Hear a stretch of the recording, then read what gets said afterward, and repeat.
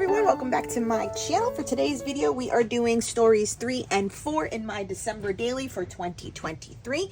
If you saw my previous one, we are working on the back of a page protector for 4x6 photos. So that is the back side of the story so that my album can continuously flow.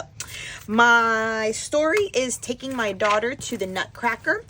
And this is why I was mentioning that I do it as stories, because this did not actually happen on the third. It actually happened the day before, but that is how it happens. I'm just kind of going with the flow as far as loosely telling the story, but still documenting the events that happened in the month. So now is a good time to show that we went to the Nutcracker. So here is the big photo. I live in Florida, and they had like a bubble machine that looked like snow, so that's how I got all of that, and it was just a good selfie picture of us. So to keep it simple, I did also a photo collage of 2x2s since I had to keep it to just one spread, and I wanted to include a few more from the day. And then I want to use this card for the journaling. I also took off the cover to the playbill, so this was in here, and I'm either thinking I want this to be a flip up to show the Nutcracker thing, or is it better, how would it be?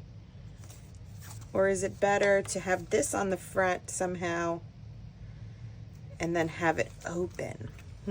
That could be good too. Well, I don't know if so that's the overlay is going to be the Nutcracker transparency from the Ali Edwards, and use the little Nutcracker dude, the number 3, and then I liked, where's that little December word? This one. And then that'll be like the little decorative overlay, because I love this, the Nutcracker vellum. There's also a pattern paper, and now it doesn't need it. It's fine on its own, and I even tried to have this, somewhere here, but again, it wasn't really fitting on its own. And I think that's why I still had this as a flip, because if I made it as like a page or a flip up just as a whole, like all the Nutcrackers there would be a little too much. So I'm hoping that having it as so, and then we'll put the 3 on, a little crown. And I also like this card. That's why this one was out too. So yeah, I think I like the red though. And we'll make this the flip so that it shows. And when it has the date there, see, December 1st and 2nd. And then we'll have that. That's what we're doing. Okay, let's get started. Okay, so let's get started. So I do have the acetate, and I already applied the number 3. I was just making sure there was no plastic film on the transparency. That way I know where to place my little Nutcracker guy, which in the end, I think I just used the tiny attacher. Yep. To adhere it. Now, sometimes when I do tiny attacher to it as well, I know that some of that friction will be on my photo, but that is okay with me at this point. I don't kind of fret over kind of a little bit of the wear and tear that would happen in those situations. And so since I don't trust my stickers and their glue adhesive, I went ahead and added more Tombow liquid glue to make sure that that 3 doesn't fall off. Now, with the word December that I want to adhere on top, I know that I am going to give that some extra dry time after I'm done with the process video. So they need to sit and not be disturbed for a while. So I know I will wait to do that part to make sure that the acrylic pieces stay sturdy. And I will pick one for the photo itself. And I am just also noticing that, usually outside the page protector is 7 by 8 1/4, but these transparencies are a little bit shy of that 7-inch mark. It's shy from it. So I have definitely made sure that my photo matched the transparency so that there wasn't any overhang. Now, as far as including the playbill, when we go to the Nutcracker, I do make sure to take one for Valentina and one for myself, because I always know that one of these goes into my actual playbill binder. I actually have one that I purchased from Amazon that I just collect all of our playbills from, and then one that I can kind of craft with. And in this case, we made it into a pocket. Last year's one, there is a clean version in our playbill binder, and then the other one is in the album as well. Last year I just made it into a pocket and kept it in there. So this year was nice. That illustration of the Nutcracker was very, very cute. So I'm glad I have it included. I will do my journaling off camera, and I print it on clear sticker paper. And here I am just adding one of the little red tabs. I don't believe this one's from the kit. It was from the December stories by the month, as well as those chipboard. And I'm just thumbing through to see if there is anything small I can add to the photo itself. And so these little tiny word strips that are in like a hunter green worked perfect. And I think I chose one that says holiday traditions, or it says holiday cheer. One of the two, I think, is what I chose for it. And the collage was done in my favorite app, Moldiv, and I just made sure I had a white border and a white border between the 6 photos to make it stand out instead of having them all blend together. And that will wrap up this story for day 3. Okay, and for day 4, we are working on the opposite side of this large photo, and I need to keep it to 1 page because for day 5, this one is going to sit on this side because I think everyone's going to use this one for their day 5 with the 1 through 5 and loving. So whatever is over here needs to be 1 page. So I was thinking of a flap. I was thinking of a bunch of flaps. And in the end, I just kind of think a pocket is simpler to do, and we can do that. So the story I'm going to tell, I took her to one of the Home Depot kid workshops, and they made a gingerbread house. This was on Saturday. So on the 2nd, we went. And so these are the instructions to do the house, which is really cute. And then these are the photos I've already printed. So these are supposed to be they're a little bit bigger than 3x4. So I've already been planning ahead. So with that, I'm just going to keep it like as a column and then sort of make this, and we're going to tuck them into there, maybe somehow.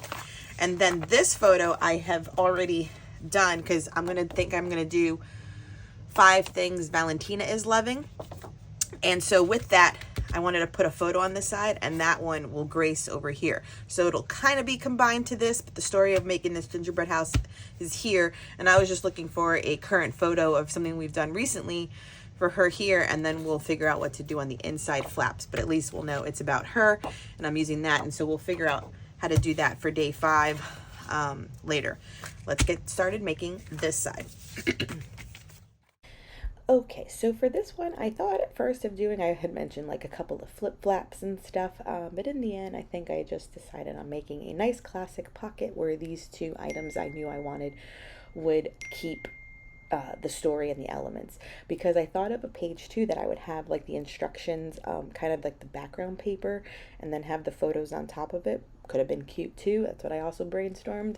But like I said, in the end, I just made a simple pocket with this gorgeous paper. I went with the floral because, again, too, with these gorgeous floral papers that I have, I want to show off as much as I can. So if I made it into a pocket, a lot would be shown, was my mindset behind, selecting this one too. Plus, serendipitous, the colors match perfectly with the 1, 2, 3, 4, 5 on the next page for number 5. It's like a red, a pink, and like a couple tones of green, including like a minty green.